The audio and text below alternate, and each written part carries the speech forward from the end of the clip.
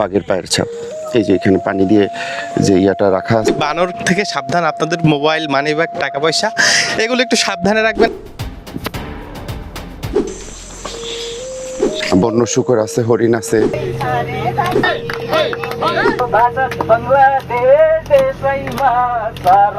Plastic ফেলে যায় সুন্দরবনের ভেতরে। এখানে বাঘের চাপটা থাকে অনেক বেশি। নেপাল থেকে একটি দল এসেছে, পরিবেশ কর্মী তারা।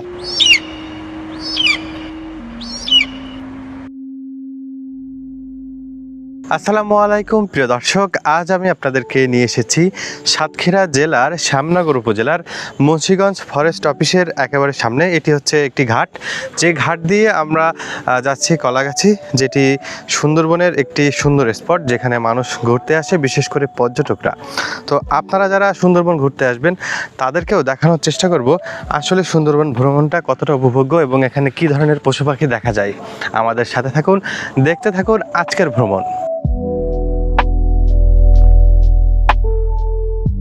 আমাদের এই বোটগুলা আপনার কলাগাছিয়া ঘুরতে গেলে আপনার টাইম লাগে প্রায় 3.5 থেকে 4 ঘন্টা। এই 4 ঘন্টার আমরা ভাড়া নেই যাচ্ছে। আপনার একটা বোট আছে 3500 টাকা, আর একটা আছে 4000 থেকে 4500 টাকা। এই আমরা যে বোটটা যাচ্ছি এখন, এই বোটটা 4500 টাকা ভাড়া। কতক্ষণ ঘোরান, কি কি দেখান? এ আপনার নসিবের কাছে, আপনার ভাগ্যে যদি থাকে বাঘ, হরিণ, বানর মেলবে। আর যদি ভাগ্যে না থাকে তাহলে মনে করেন যে গাছ আর পানি, পানি আর গাছ, মাঝখানে মাটি, এইদিকে ঘুরে আসতে হবে। কলাগাছিয়া যে পয়েন্টটাতে আমরা যাবো, কলাগাছিয়া পয়েন্টে হরিণ আছে, বানর আছে, একটা পুকুর আছে, পুকুরে কুমির আছে, একটা ওয়াচ টাওয়ার আছে, সেখানে জঙ্গলের ভিতর দিয়ে হাঁটার মতো জায়গা করা আছে। 3500 টাকার কম আর বোট একটাও যাবে না। ওতে আপনার সরকারি ম্যানুয়ালি যাই আপনার পারমিশন দেবে 25 জন, 20 থেকে 25 জন। আমাদের এই বোটগুলো একটু বেশি দেয়, কেননা বোটগুলো একটু বড়।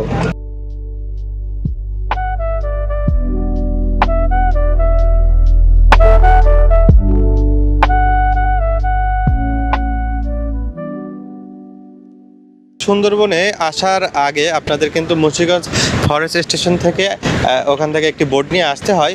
তো আপনারা যদি আসতে চান তাহলে ওখান থেকে কিন্তু মাত্র 1.5 ঘন্টা সময় লাগে, কোনো কোনো ক্ষেত্রে 1 ঘন্টাও সময় লাগে। তো আপনারা এসে কলাগাছি ঘুরে যাওয়া বা আসার পথে অনেক সময় মানুষ কী করে, প্লাস্টিক ফেলে যায় সুন্দরবনের ভেতরে। আমি এখনই লক্ষ্য করলাম অনেকগুলো খাবারের প্যাকেট ফেলে রাখা। এইগুলি করবে না, এগুলো আমাদের পরিবেশের জন্য হুমকি। আর একটি কথা, কপাল যদি ভালো থাকে, আমি ঠিক যত কাছ থেকে যাচ্ছি ঠিক কাছে কিন্তু বাঘের দেখাও পেতে পারেন। তো আপনারা যারা সুন্দরবনে আসবেন আপনাদের ভ্রমণটা সুন্দর হোক এই কামনা করি। দেখতে থাকুন আজকের ভিডিও।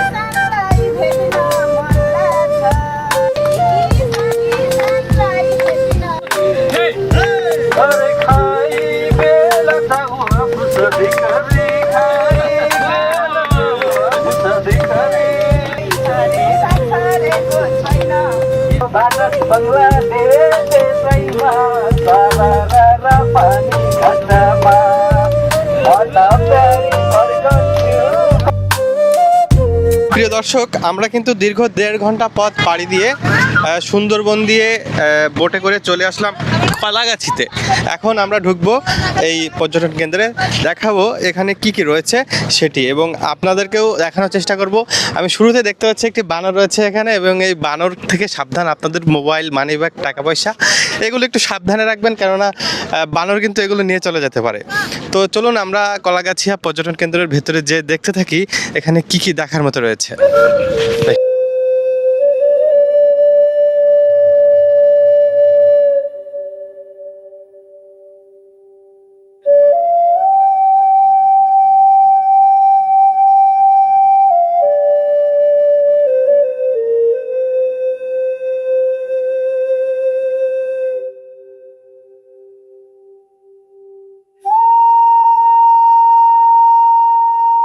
আমাদের এখানে হরিণ রাখা আছে, কিছু বন্য প্রাণী সবসময় রাতে আসে। তারপর হচ্ছে অনেক প্রজাতির সাপ আছে, বিভিন্ন প্রজাতির পশু পাখি আছে, বন্য শূকর আছে, হরিণ আছে। আর বিশেষ করে শীতকাল আসলে এই সময়টাতে এখানে বাঘের চাপটা থাকে অনেক বেশি, কারণ হচ্ছে এখানে কিছু হরিণ আমাদের পর্যটকদের জন্য রেখে দেওয়া আছে, কুমির আছে, যার কারণে এখানে একটু বাঘের চাপটা একটু শীতকাল আসলে একটু বেশি দেখা যায়। আর পশু পাখির মধ্যে অনেক প্রজাতির পাখি আছে, সবগুলোর নাম আসলে ওইভাবে বলা সম্ভব হয় না, অনেক পাখি দেখা যায়। বাঘ আমার জীবনে আসলে আমার বেসিক্যালি 3বার দেখা হয়েছে, 2বার সামনাসামনি দেখা হয়েছে, একবার একটু দূর থেকে দেখা হয়েছে। সেটা হচ্ছে পূর্ব ডিভিশনে দেখছি। আমি এই ডিভিশনে আসার পরে বাঘ দূর থেকে দেখছি, কিন্তু আমি বাঘের সেখানে বাঘের পায়ের ছাপ দেখছি আর দূর থেকে দেখার পরে।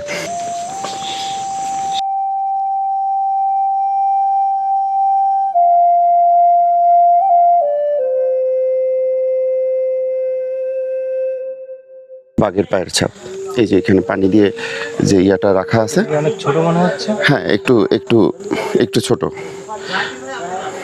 আর এই গাছগুলো এটা হচ্ছে পশুর গাছ, আর এই যে এগুলো হচ্ছে পশুরের শ্বাসমূলটা। কারণ সুন্দরবনে ম্যানগ্রোভের মূল বৈশিষ্ট্যই হচ্ছে যে সুন্দরবনে যখন আপনার শ্বাসমূল না থাকবে ততক্ষণ গাছ বেঁচে থাকে না, এই শ্বাসমূলটার কারণেই গাছ বেঁচে থাকে। সুন্দরবনে আসলেই জীবনটা ভরে যায় এবং মনে হয় যেন এখানে বছরের পর বছর নয়, যুগের পর যুগ এই বনে আমরা কাটিয়ে দেই।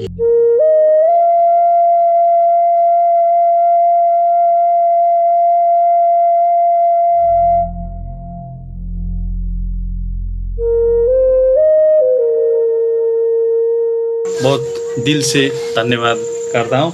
और फिर ये सुंदरबन जो एक जैविक विविधता के लिए बहुत प्रख्यात बना है। इसमें चाहे ओल्ड का ना मिलने वाला जो बोट बिरुवा है, रूखहरू, इसमें चाहे बोट बिरुवा मिलता है, इसके लिए भी बहुत प्रख्यात है ये।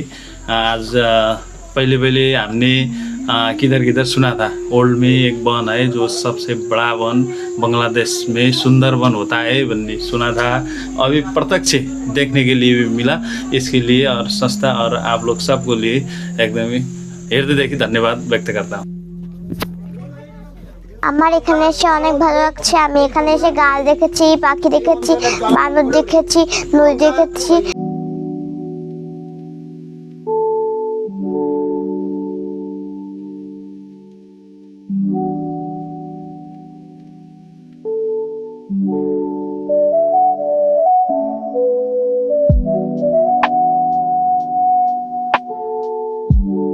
আমি জীবনে প্রথমবার এখানে এসেছি। আমাদের কলা গাছে খুব ভালো লেগেছে।